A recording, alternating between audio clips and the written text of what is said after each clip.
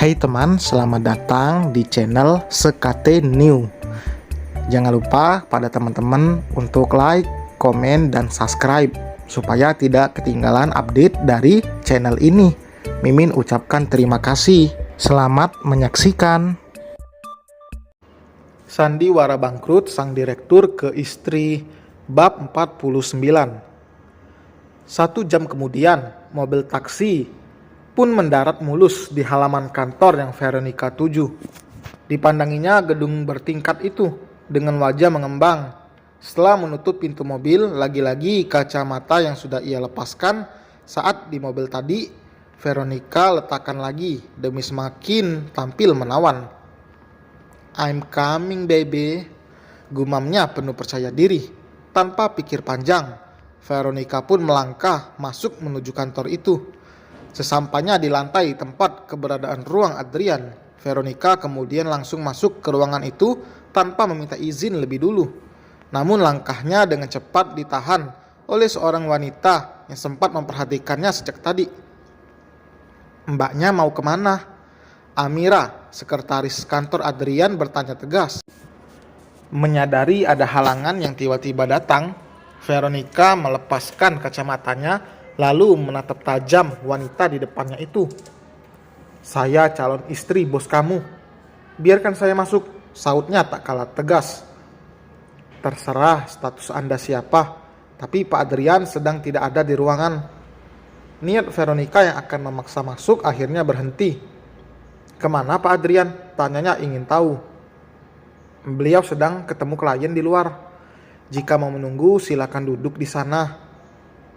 Amira kemudian menunjuk sofa ruang tunggu di samping beberapa kursi karyawan di depan sana. Veronica yang tidak setuju hanya memandang sekilas tempat itu, lalu kembali menatap Amira. "Saya akan tunggu di dalam saja," ucapnya sambil menekan engsel pintu lalu memaksa masuk walau Amira sudah melarang. Di dalam ruangan itu, Veronica sempat duduk di kursi kerja Adrian cukup lama. Ia duduk bersandar dengan santai sambil menikmati aroma Adrian yang bisa tercium bahkan sejak awal ia masuk. Beberapa saat kemudian, pandangan Veronica tertuju pada sebuah bingkai foto di atas meja. Foto Adrian dan Mairo yang nampak bahagia seketika membuyarkan senyuman yang sejak tadi terulas. Gadis muda itu lalu mengambil foto itu, kemudian dipandanginya cukup lama. Ia akan tersenyum bahagia saat melihat wajah Adrian di sana. Namun senyumnya akan memudar cepat kala pandangannya beralih menatap wanita di sebelah Adrian. Tak lama berselang, pikiran Veronica berkelana membayangkan Mairo. Ia ingin tahu kabar wanita itu, berharap jika dia sudah tidak berada di rumah Adrian. Demi memastikan tebakannya, mungkin dengan menghubunginya ia bisa tahu. Lagi pula selama ini sikapnya sudah cukup manis menghadapi Mairo. Apa salahnya bertanya, meski dengan embel-embel tujuan lain. "Mbak Mairo, aku masih menanti jawaban atas apa yang kamu ucapkan kemarin. Semoga kamu bisa mengerti kondisi yang ada." Veronica mengirim pesan yang langsung centang 2 abu-abu. Sambil menunggu kedatangan Adrian, ia juga menanti kepastian jawaban Mairo melalui pesan singkat. Ia yakin wanita itu pun sama terpukulnya seperti Adrian. Hanya saja dia tidak memiliki sandaran demi menenangkan hatinya. Berbeda dengan Adrian yang akan segera Veronica tenangkan dengan kehadirannya. Sementara di tempat lain, Mairo yang menyadari ponselnya berbunyi, segera meraih benda pipi itu dari atas meja di sebuah restoran mewah di ibu kota. Notifikasi pesan yang nampak di atas layar itu sontak mengerinyitkan dahi. Tampilan yang anggun dengan abaya coksu yang dipadu dengan hijab segi 4 berwarna senada semakin menciptakan pesona senyum yang luar biasa saat membaca isi pesan dari kontak tanpa nama itu. Meski tidak pernah menyimpan nomor itu, tapi Mairo paham jika pesan itu dari Veronica. Terlebih lagi foto profil nampak jelas menghias di sana. Mas, menurut kamu Veronica sudah pulang ke Belanda belum? Tanya Mairo di tengah-tengah suasana santai bersama Adrian di restoran itu. Kenapa kamu tanyakan itu lagi?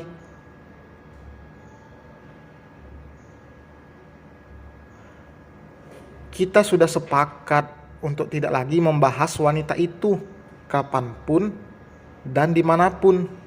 Adrian menjawab dengan nada tidak suka. Namun Mairo tidak menjawab. Ia segera menunjukkan layar ponsel pada Adrian agar dia membacanya secara langsung tanpa harus dijelaskan. Benar, sesuai tebakan Mairo, wajah Adrian berubah masam seketika.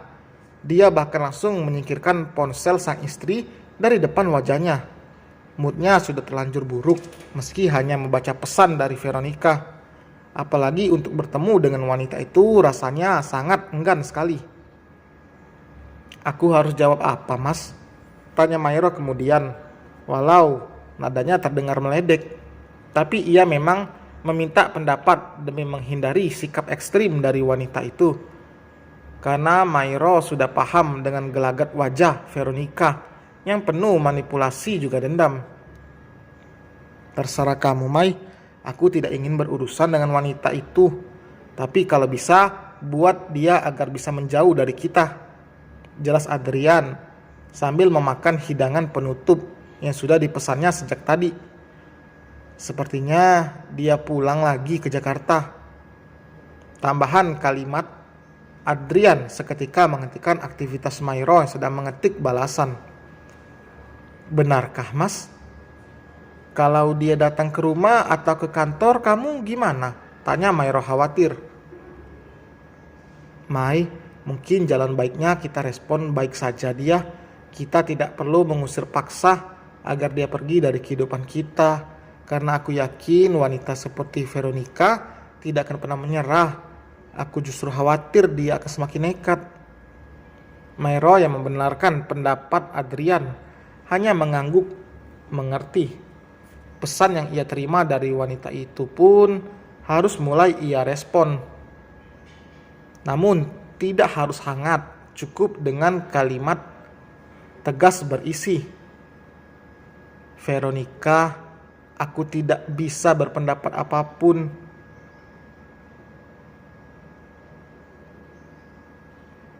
Kamu sebagai wanita harusnya sama-sama tahu perasaanku. Kalimat balasan itu Mairo kirim kemudian, tanpa memperdulikan balasan dari dia selanjutnya. Ia lebih memilih melanjutkan makan sambil berbincang hangat dengan sang suami tentunya. Sementara di komplek perumahan Adrian, Veronica masih setia menanti kepulangan Adrian di sana. Setelah meyakini jika pria pujaan hatinya itu tidak akan kembali ke kantor. Meski hatinya sempat geram dan emosi, setidaknya rasa cintanya yang besar bisa sedikit mengobati. Pikirnya demi cinta, ia rela menunggu pangerannya datang. Rencananya Veronica berniat menunggu kepulangan Adrian dari dalam rumah besar itu. Walau harus menunggu, tapi jika sambil menikmati kasur dan aroma pria itu di dalam kamar, baginya tidak masalah. Sayangnya, satpam di rumah Adrian tidak mengizinkan Veronica untuk masuk. Dia bahkan dengan tegas meminta dirinya untuk menunggu di luar saja setelah permintaan masuk demi memastikan keberadaan Adrian telah dipenuhi. Terpaksa Veronica menyewa taksi online walau dalam waktu semalam demi menunggu Adrian pulang ke rumahnya. Entah kemana pria itu pergi. Baik nomor Adrian ataupun Mairo sudah ia hubungi untuk memastikan. Namun hanya Mairo saja yang membalas pesan dari Veronica.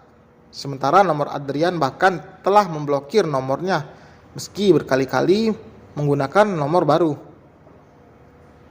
Entah sudah berapa kali Veronica bergumam melampiaskan emosinya karena aktivitas menunggunya tidak membuahkan hasil hingga hampir tengah malam. Ditambah dengan desakan sopir taksi online yang tidak juga berhenti membuat emosinya semakin tak terkendali. Keduanya bahkan hampir cekcok. Hingga tak lama berselang, Veronica memilih untuk diantar ke hotel saja. Rasanya sudah lelah menunggu tanpa kepastian.